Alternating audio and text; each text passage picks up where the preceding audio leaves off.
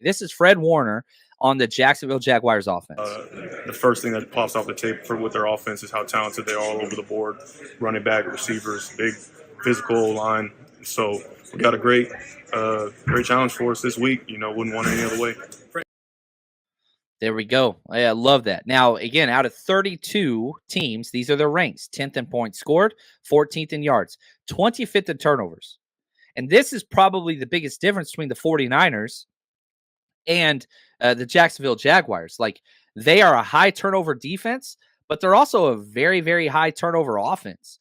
The 49ers have turned the ball over 9 times. They've turned the ball over 13 times, right? So you can see the difference there. They don't protect it.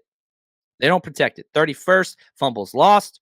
3rd in interceptions. They don't throw a lot of interceptions, but they turn it over. I'm kind of stuck. One of my bets of the week is usually I love betting the opposing quarterback to throw an interception.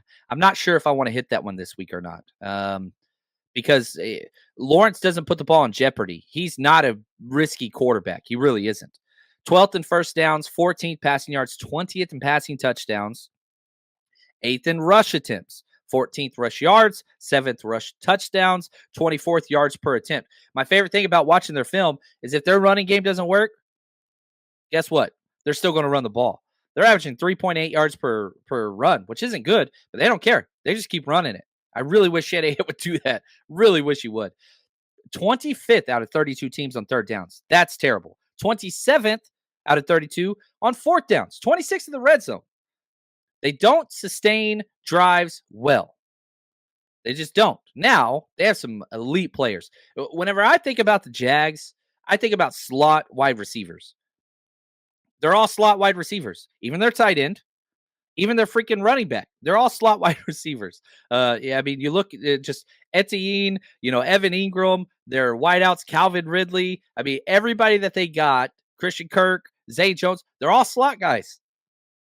And they just say they create space. We're going to get the ball in their hands, and we'll just let them do what they want to do. So it's a yards after catch concept, very similar to the Niners, just through a different way.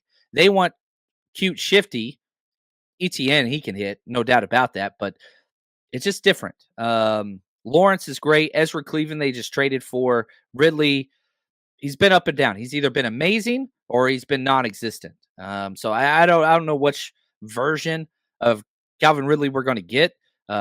I would put a bet on it. Somebody? No, did that? No, sorry. I'll stop. Now, weaknesses. Their center is not played well. Luke Fortner, who I really like coming out of the draft, they got him, day 2 guy. 32 out of 38 centers. We have not been great up the middle. Now, Eric Armstead's coming off his best game this year. Anton Harrison, their rookie first round right tackle, 56th rated right tackle. He's going to have his hands full. You got Chase Young, Nick Bosa. I mean, you got guys. You got guys to go there. And so that's one of the things that I'm curious to see how it's going to go. Now, I want to go back to Fred Warner here. He was asked, again, shout out to Lombardi for this clip. He was asked what he thought when the 49ers traded for Chase Young. Initial reaction when you got Chase? Woohoo! Yeah. It just seems to always get better and better around here. We always seem to make, big trades, kind of at the deadline around here. And so that's another big one for us. Really excited to have him. Heck of a player, got the right mindset. I think that's what's even more important. So he's going to help us a lot. That's just so big. And so you look at just how do you beat this team? One, their offense has not beat teams. Their defense has destroyed teams, and that's how they win games. They win with defense. Trevor Lawrence has been good, but he's not great. He's had 7 passing touchdowns in 7 games. That's what he does. Like, he throws 1 touchdown a game, limits his turnovers, allows the defense to win the game. They run the ball no matter what. It is what they do. Now, one of the best things they do, thank you, right here from Agorist Yuli, I think. Hopefully I pronounced that right. He says, John, exactly how do we stop the success from Lawrence's quick release / passes? He's one of the fastest pass guys out there. Look at this. Kittle me this. John, the craziest stat that worries me that I saw, Trevor's getting the ball out 2.44 seconds. That seems to be the recipe to beat us. I don't know. I think I understand that teams are throwing the ball quick. They have to because our D-line is really, really good. They're just not finishing. I don't think that we lose games based off of them throwing the ball quick. I think our defense is constantly where they want to be on third downs. The problem has been we give up these gigantic freaking plays on third and long when they finally do hold the ball and we don't get there. Look at, Burrow into the first drive. We've got him third and long. He holds the ball for 4.5 seconds. 4.5 seconds. Eric Armstead wraps him up, misses. Bosa wraps him up, misses. Scrolls out, amazing coverage, and just throws a freaking dime. Gets caught. You go back to the Vikings game, very first drive. You back them up third and long. What happens? Cousins holds the ball for like 3.5 seconds, get no pressure, and then Fred Warner's out of place. Boom, replace him with the ball. I'm not saying that those one plays are everything, but the problem with the Niners these past 3 weeks is we have played behind the 8 ball, and that's the issue to me.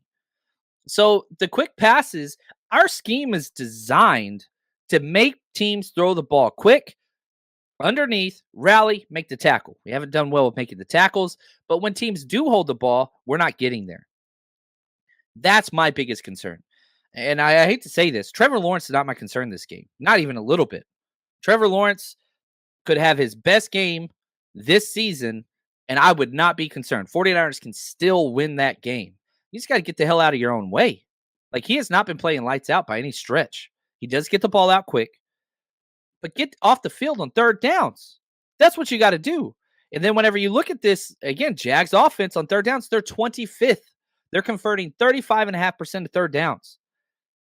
They can't do that and win this game. You just can't. And like Trevor Lawrence, I'll go back to Kyle Shanahan here. Kyle Shanahan was asked, you played Trevor Lawrence a couple of years ago. We talked about that game. Has he changed much in the 2 years since the last time you played him? Here's Kyle. I mean, very similar. I mean, I think Trevor is one of the more talented quarterbacks in this league. He's a problem at any time. He's the height he has, the size he has in that pocket. He can make any throw, and what he can do with his legs on any type of play, whether it's a design run for him or just getting out of the pocket and doing off-schedule stuff. He's always a problem. And like, here's, this was crazy to me. I pulled this up. I posted this on Twitter. This is the spider chart, which measures, height, weight, whatever, all the testing at the combine and graphs it according to other quarterbacks. This is Trevor Lawrence's 93rd percentile height, 80th percentile hand size, 84th percentile wingspan. I mean, he is tall and he's a big dude. Now, he didn't do all of the workout stuff, but we look across at the 49ers quarterback. It's crazy to me how these two people play the same damn position in the same sport, and they both are having success. Brock Purdy, 8th percentile height, 1 percentile wingspan. Dude is tiny compared to 24th percentile hand size. You know what I mean? So, like, you've got this behemoth giant of a man in their quarterback, and you have this very small, tiny, got a quick burst. Look at that 10-yard split. That's the only positive thing on his entire, athletic profile. And again, I understand that these, Lawrence didn't do everything in the combine, but it don't matter. Like, how in the hell are these two people the same? Not that they're the same, but they play the same position. They're both is having success. It's one of the things that makes the NFL just really, really cool. Now, Trevor Lawrence, he's at his best first man. Zone, he struggles with a little bit. So he has a positive EPA, just barely above average, 0.25 EPA per pass play against man coverage. Against zone, he's negative and below the league average. Whereas you look at Purdy again, right? This kind of contrasting view of these two quarterbacks. Purdy is the best in the NFL against zone coverage. He's 6th in the NFL against man. What do both these defenses do? If you listen to this episode, both these defenses run zone coverage. We don't run man. They don't run man. Does that mean the 49ers will win this game? No. But I'm telling you right now, like, Trevor Lawrence is a good quarterback. He's very good. But you're playing into the 49ers' strength if you're going to go out there and do zone all the time. Purdy's great against that. He can pick apart those zones. Trevor Lawrence can't. That's not his game. It's not his game. Hasn't been yet. Back to Trevor Lawrence. He's not great versus the blitz. Now, I don't know if we're just going to abandon the blitz like we did last week. We blitzed 9 times. Everybody throws a fit. Then we blitz 5 times, and people are still throwing it. We blitz 5 times. This team we're playing blitzes 20 damn times a game. Trevor Lawrence sucks against the blitz. He's got a 74.5 passer rating out of 158, right? Like, not good. When he's pressured, 67.1. Both his lowest ratings. Whenever he's kept clean and not blitzed, Trevor Lawrence is over 100 passer rating, which Brock's above 100 in every category. But I'm just saying, like, I understand that people got upset with the blitzes. I do not mind blitzing here. Ideally, I don't want to blitz a lot. I would say, if somebody said, John, how many plays you want to blitz? It's going to have a standard 56 plays defensively, right? I'd say I want to blitz 11 times. I'd be cool with that. Now, 5-man pressure, not all out, 0 blitzes, Steve Wilkes, calm your horses. But that's big. Gregus, Jags like to use 13 personnel with 3 tight ends, right? So the first number in personnel settings is running backs, second one's tight ends. They have done it on 10.7% of their offensive snaps, which is 3rd highest in the league. I love it, Gregus. And I hope they do that because that means Oren Burks is going to be out there. I'm fine with Oren Burks out there. I don't think that the Jaguars want Oren Burks out there. So will they go away from this? No. But you want Isaiah Oliver out there if you're the Jags. And if you do that 13 personnel, you're not going to see 26. So, I mean, that's the vulnerability is passing against Isaiah Oliver. Now, I will say this. Probably nobody wants to hear this. Isaiah Oliver's pretty damn badass against the run. He's great against screens. He's great against reverses. He's great against jet sweeps. He's great against all those things. He just can't cover the slot fade to save his life. Gave up 2 touchdowns last week, obviously. So, yeah, if I was personnelling and an offensive coordinator or play caller, I'm not going 13 personnel very often. I know that's like 10% of their plays. I'm knocking that down to probably 4%, maybe a couple short yardages. I'll do it, maybe some play actions or whatever out of that. But I'm keeping Isaiah Oliver out there personally. So yeah, we got to see what that is. We got to see what that looks like. Now, 16.1% of their pass plays, the Jaguars are screen plays. That's pretty high. Niners have not been good against the screen. For a couple of reasons. One, we telegraph our blitzes, and teams check out into screens when we do that. Hopefully, we diagnose it a little bit better or disguise it a little better. And he's at his best throwing deep. He doesn't do it a lot. 10%, pretty standard for the NFL. 5 touchdowns, 0 interceptions, but throwing the ball 20-plus air yards. We're a cover 3, cover 6 quarters team. When you do that, you put your corners on an island with no safety help over the top. Teams are going to throw deep on us. We say, well, go ahead. We don't mind because we're going to get their pressure. And if you're going to keep throwing it deep, we'll turn it over eventually. Just hasn't really happened a lot. Right here, I don't know about this one, Gregus. He said Chase Young should help with screens. My biggest complaint after going back through all the film was Chase Young is not a hustler. He's great and he wins early. He's not a motor guy. Him and Kerry Hyder, I think I said this with Wayne's show. Him and Kerry Hyder are 2 different people. Kerry Hyder wins with all-out effort, never wins early. Always wins second, third effort. Chase Young wins early or he doesn't win. And he's talented, but, man, you're not going to see Chase Young chase down screens. Now, I hope that I am wrong, and I hope that being a part of this culture, being a part of this coaching staff, and being in this, that changes because 49ers D linemen hustle their rear ends off. Whether you love Javon Hargrave and has he lived up to whatever, he hasn't, but that dude's hustling his rear end off. Kevin Givens hustling his rear end off. Kinlaw hustling. Armstead always like everybody is going all out. I really hope Chase can pick up that part of his game because I have not seen it yet. He's not a high motor guy. So yeah, I'm curious. Now the length is there. Get some tip passes. Okay, cool. I would like that. Kittle me this says, a healthy Greenlaw will make a big difference. It will. Kinlaw does not look like Kinlaw. Hufanga does not look like Hufanga.